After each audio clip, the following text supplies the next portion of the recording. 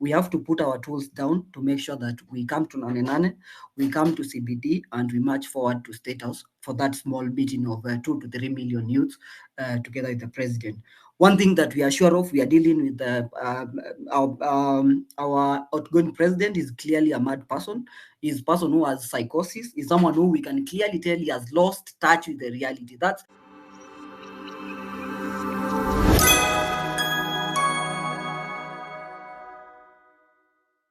opportunity. Fix your country. Don't favor me. If you think I'm BSing you guys, tell me. But if you think I'm doing a good job, encourage me. There are many, many people who are adults, who are all elderly, who are old, who want to change everything. They are going to support you. Be fair to them. They will work with you. Will there be betrayers in the struggle? Yes. Must that stop you? No. I think that's all I wanted to say. Thank you so much, Senator. Asante sana. Elvis. Yes, Edgar. Can you hear me? Yes, I can hear you perfectly. You wanted to address an issue on hizi Immigration jobs and zenye jobs. tunaambiwa ziko majuu. Yes. Hizi jobs tunaambiwa ziko majuu, tutalipiwa ndege, tutafute tu passport in 1 week. Yes. So you have at least 2 minutes. Yeah, so I'll be very quickly because of time. Number one, straight to the point. I've heard the president going around from county to county telling people that we've created jobs abroad for you. You'll be getting a passport in, I don't know, 1 week, and then you go to the airport, you just board a flight and go abroad.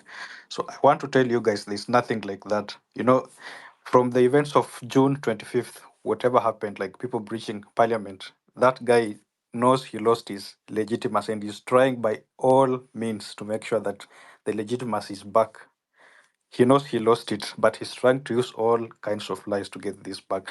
So, about the issue of jobs abroad, he said today that on the website they have about 400,000 jobs listed. I went through that website. All those jobs that are there, they are talking of maids, housekeepers, drivers. I think it's insane for someone who has gone to school. You are well schooled. You are well educated. You're being sent to the Gulf to go and become a housemaid somewhere for maybe like 20,000 every month. That is not something we anticipate as Kenyans. That is not the Kenya we want. Remember, during the 2022 elections campaign, this guy used to promise us that we'll be here, we'll create jobs for you here. Please vote us in. The moment he got into power, he started chasing away investors by increasing taxes and doing all sorts of nonsense to make sure that we don't have jobs locally.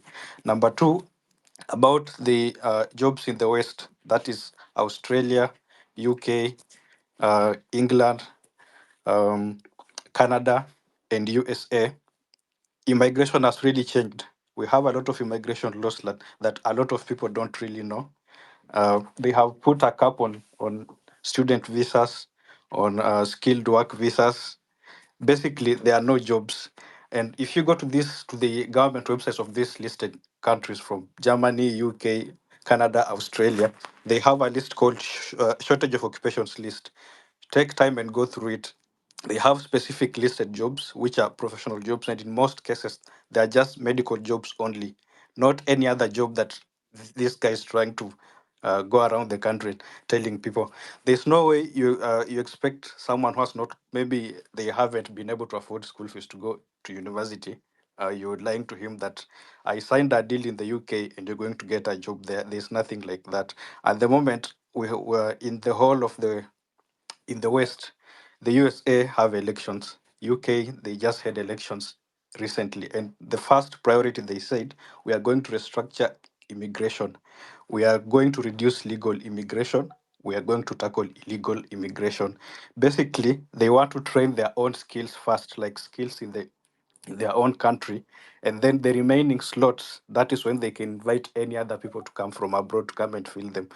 At the moment, for those who follow the NHS recruitment, let's say, for example, in the UK, the recruitment of healthcare workers has drastically reduced. Up to now, the NHS has not gotten its yearly budget to recruit from abroad. What they are technically doing is reducing the number of skilled workers coming to the country. The same thing is in America, the same thing is in Canada, the same thing is in Sweden, Germany, Australia. In Australia, it's now even more tough. If you're going there on a student visa, make sure you're going there on the right course, maybe like going to study something like medicine, nursing, occupational therapy, any other thing apart from that, then it's going to be hard from you, because they say at the end of your studies you have to exit the country and go and apply the job from your from your own home country. Technically, they are telling you, will lead to give us your money. A lot of rogue agencies. Just because the president has pronounced that we have jobs abroad, you will see these agencies coming up and lying to people that we have jobs abroad, pay this amount of money, and we'll connect you to a job, or maybe like a student visa. All right. So what will happen next? Mtauza mashamba zenu and you All right. end up being duped. I have a Thank lot of people in my DM complaining over these same things. People are depressed abroad, and there's nothing they can do about it. Tafadhali kaeni rada. Asante. Thank you very much, Elvis. We continue. Ask for the mic. This is a citizen assembly. It is for everyone. Lewis, what are the protest on 8th? Can you tell us the protest points? What are the things that we must ensure that we are going to raise as we go on the streets on 8th of August? 8th of August, nane nane. Lewis.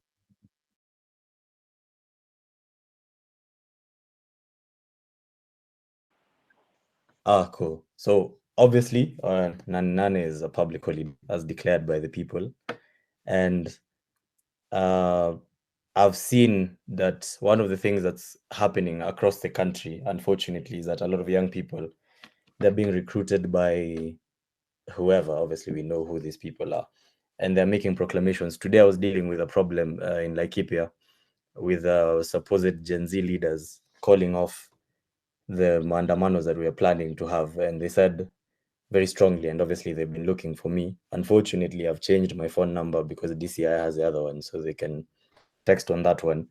But we've been dealing with a lot of diversions from the political class, and it's been thoroughly frustrating, especially for me who lives in a small town. You wake up in the morning and then we say we're doing mandamanos at this time, and then somebody comes up with a different poster. Of course, one of the things that is our strength is also sort of our weakness. The fact that we are leaderless, obviously, we're tribeless, and then we don't have a central point of organization. It can at some point become a deterrent, because if anybody says that, for example, I'm saying in Nanyuki, let's meet in town, somebody produces a poster and then they say we meet at a different location. I don't have that latitude to say, no, we're not. Of course, I'd say it, but obviously, when these people are sponsored, they're sponsored with the intention that when I push back on their plans, they will reiterate on the fact that we're leaderless. And then they'll say, you're trying to make yourself our leader. But anyway, it happens, all these things happen. But on Nane Nane, we're insisting that across the country, I was having a conversation with a few people this past weekend, and we were saying if we are able to do it, even as we shut down, we do the mandamanos in Nanyuki, we're thinking even of ways in which if we're able to do on Nane Nane, anybody across this country was able to go to the CBD. Personally, after if I'm able to do it, I'll just come to Nairobi as soon as I'm done, because I'm just 3 hours away. We occupy Nairobi and then we say Nane Nane, because what happened when we occupied the parliament, and I've been having this conversation with people, is that we left. We didn't make it stick. The next time we go to Mandamanos, we need to make it stick. If we're able to go all of us to Nairobi CBD and occupy CBD, it will even be better. The ones who are not able, you need to hold fort at areas at your home areas. We also want to make sure that it's very peaceful, but it must be disruptive. And the people that keep showing up, because every single time we've had protest in Nanyuki, we've had to deal with goons. And again, and I keep insisting, our strength in the fact that we're leaderless is also sort of our weakness, because even when government operatives, and we know these people on social media, when they wake up with propaganda, they print posters in the same format we print posters. The other day, they were attacking some of the key members of this protest, and they're very, very vocal and they're very organized. They wake up in the morning and then they target you. Last Sunday, some people were saying I was meeting the governor of Laikipia. Not sure what me and the governor of Laikipia would be talking about, but whatever, I guess. But on Nane Nane, it has to be said across this country, everybody needs to wake up and we need to make sure that this is our responsibility. Everybody needs to make it their personal responsibility to bring someone on board. And as soon as you're done, because I'm sure Mandamanos in Nanyuki, because we are rather chill town, we probably will be done by 5 p.m. If I leave Nanyuki at 5 p.m., I should be in Nairobi by 8:30. Tulale huko. Wale wanakuja na chai, they bring tea, so that it has to mean something. This Nane, we can't afford to do mandamanos half.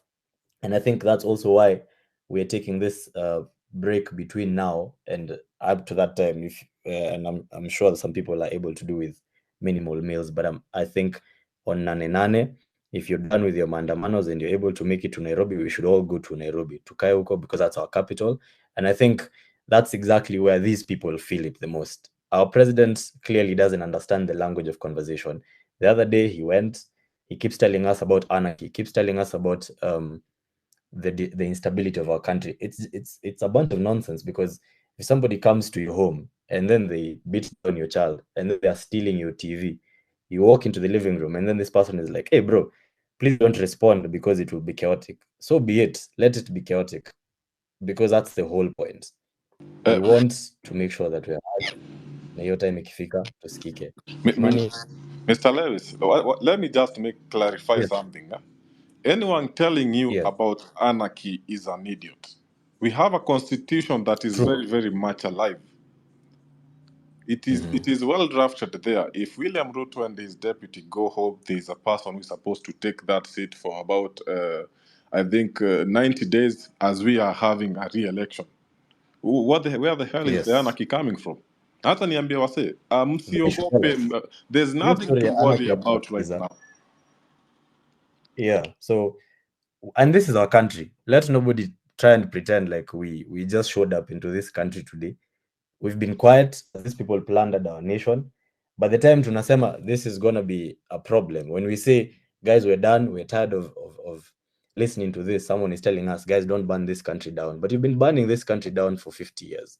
So when it's our turn, we're not even burning it down. We're saying we're going to sit somewhere, we're going to march.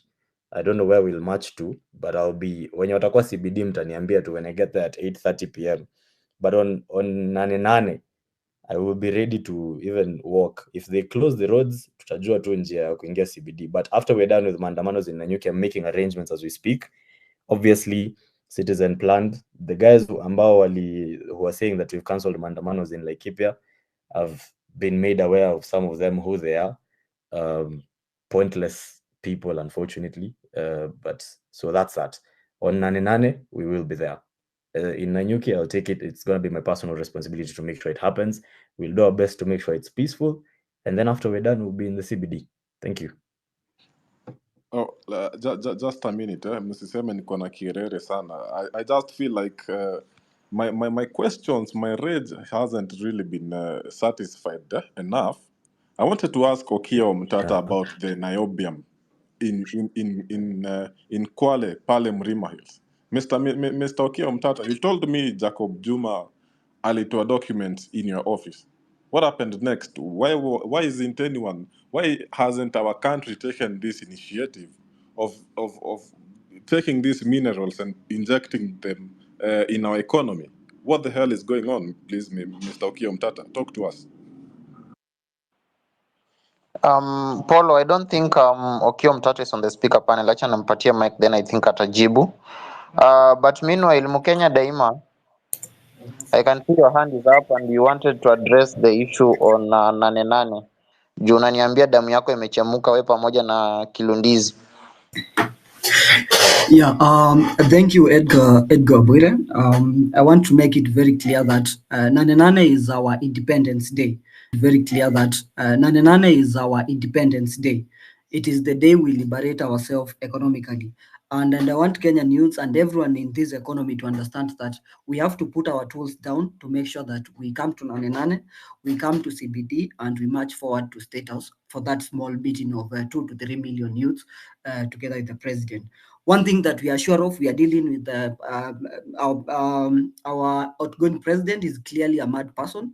He's a person who has psychosis. He's someone who we can clearly tell he has lost touch with the reality. That's someone who is suffering from psychosis. That's something that clearly we can tell right now. We don't need anything else. We don't need it, and it's not someone who can solve our problem. And since we've realized our problems, where they are stemming from, on Nane Nane, I want every youth, I want everyone who thinks they are doing business. We want everyone in all sectors. It's an Independence Day, and I want you guys to understand what we are talking when what we are saying when it's Independence Day. It is the day we liberate our country. Nothing else matters at this point. That is what I want most of you to understand. That is what I want those people who feel like they are not understanding our conversation. I want them to understand this is not any other day of protest. It is the day we liberate ourselves. It's the day we economically liberate ourselves, because we've realized that we are a rich country. We are a country that has enough resources, has enough minerals to fix ourselves. We are a country that, people have been borrowing for whatever stupid reason, like buying belts. Wengine tunalipia huyu apeleke wasichana sijui Dubai and everything. No, we are just tired. We need to fix our country. I want you guys to understand that cumulatively, this is a cumulative pain, and we have to settle the scores on Nane Nane. I want us to march, and when we are marching, me, I don't march from behind, I march from front. And we get to CBD, ikibidi tukae pale chini. We are not running. We are not going to play sijui rat race with the police. We are not going to do that kind of nini. We just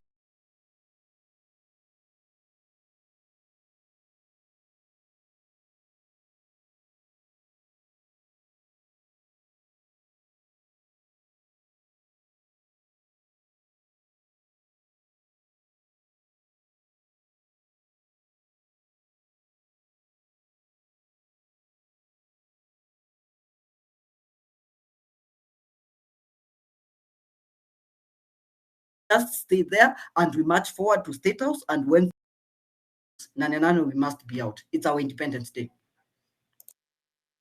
Okay, asante sana Mkenya for keeping it at 1 minute. Kilundizi, you've told me that you're boiling. Thank you, Edgar. First of all, I would like to thank you for this opportunity.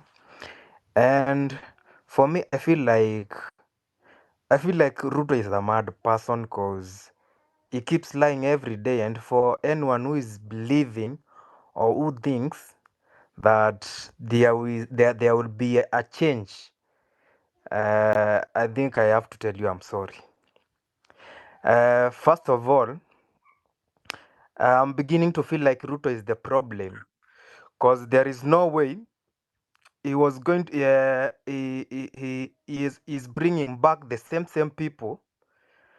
Now I'm beginning to feel like maybe anawatumanga, akiwatuma hiyo pesa zenye wanga wanaiba wanamletea.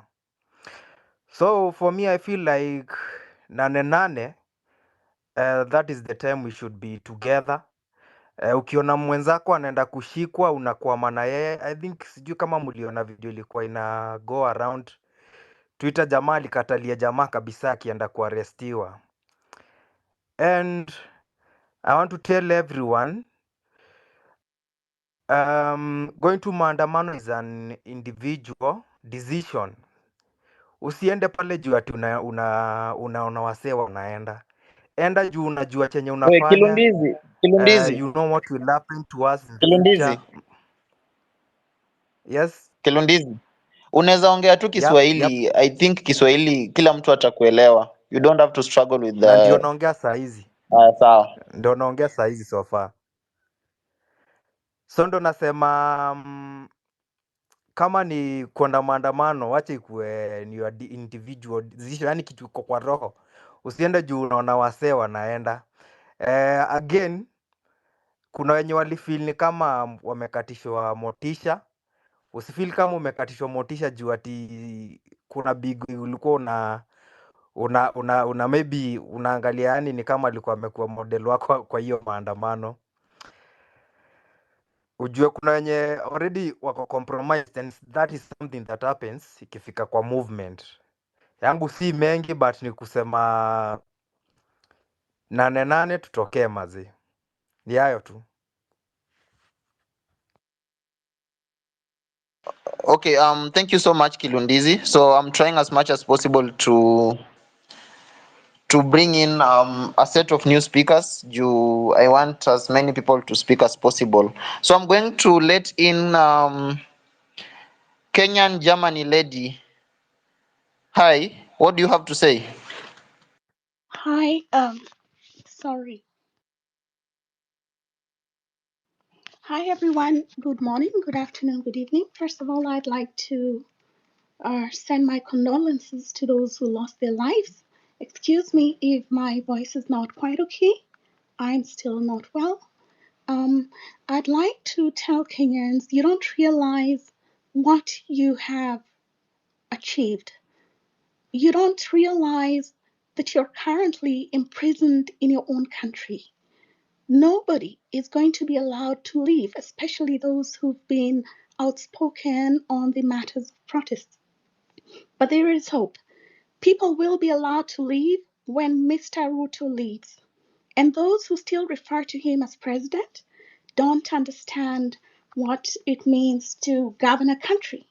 They don't really understand civic history and what a president should achieve. Now, I'd like to tell you that first of all, people are frustrated. I see that there are less spaces, less numbers of people on spaces. But what I see is a regime forming, a regime in the making. You are a regime.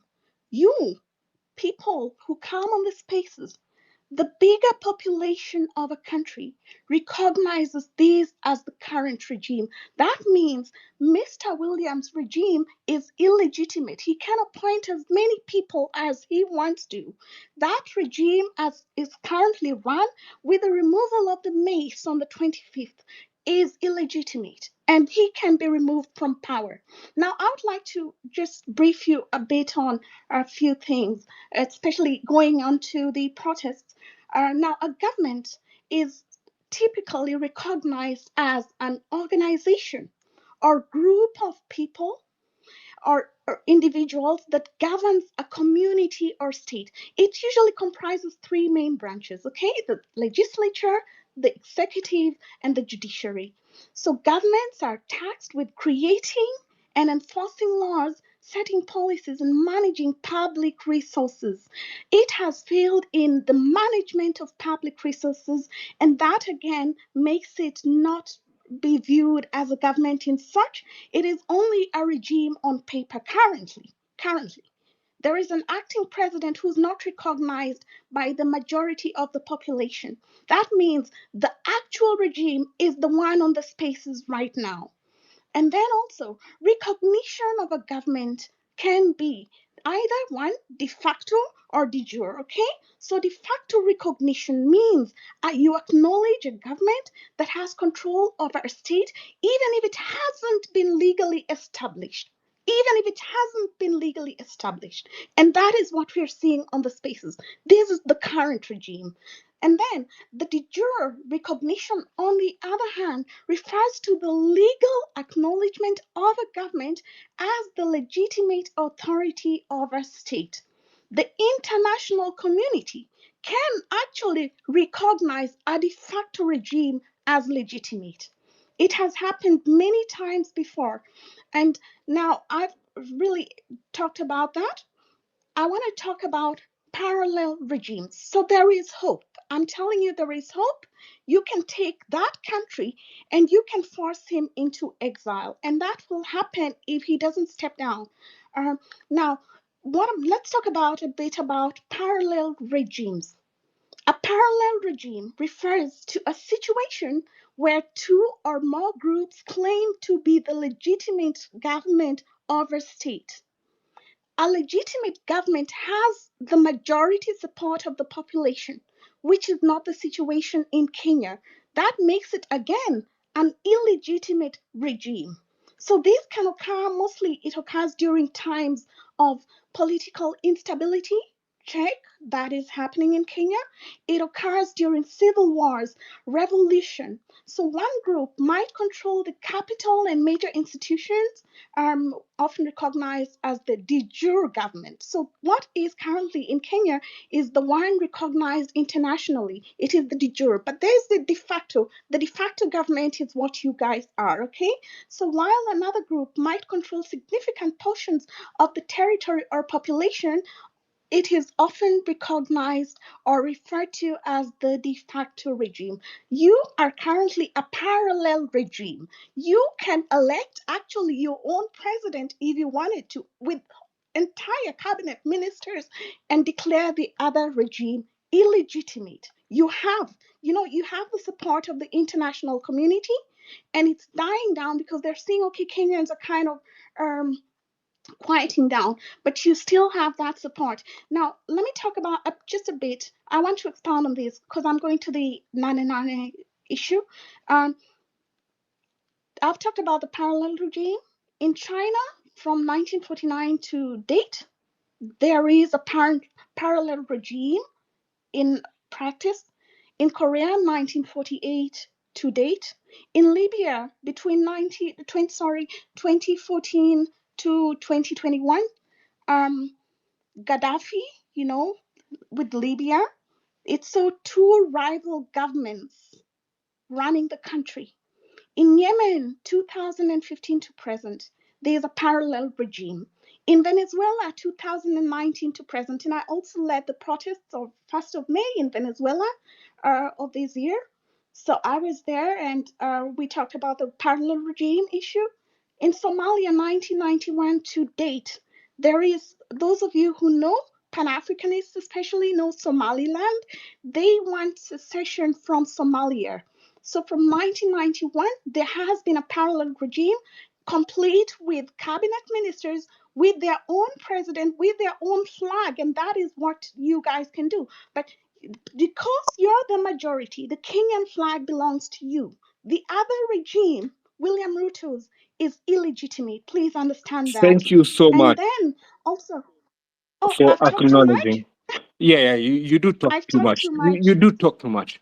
But thank you so much for acknowledging that All right. within the place that you come from, there are levels of, deprivation of maybe where you would have been as it were then, because now you want to, without actually mentioning specific ways you will do it, bring our country down. I want to let you know, you have actually talked about state of anarchy, and you have actually tried to turn the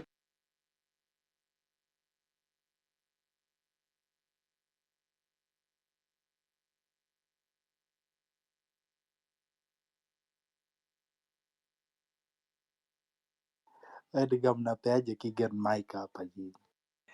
Okay, I'm sorry. I'm not saying Kenyan Kenyans Germany should go lady. and form their own Listen, government. listen. I'm Kenyan saying Germany lady, kindly land so that we can also give someone else a all right. chance.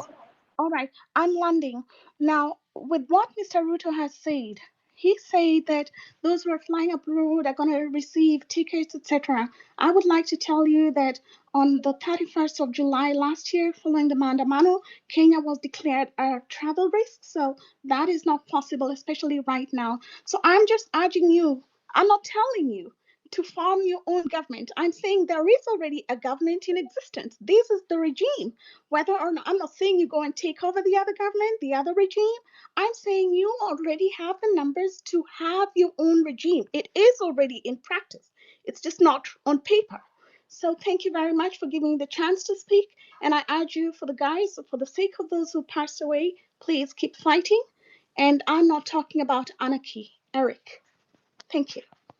Can you hear me, Edgar? Perfectly. All right.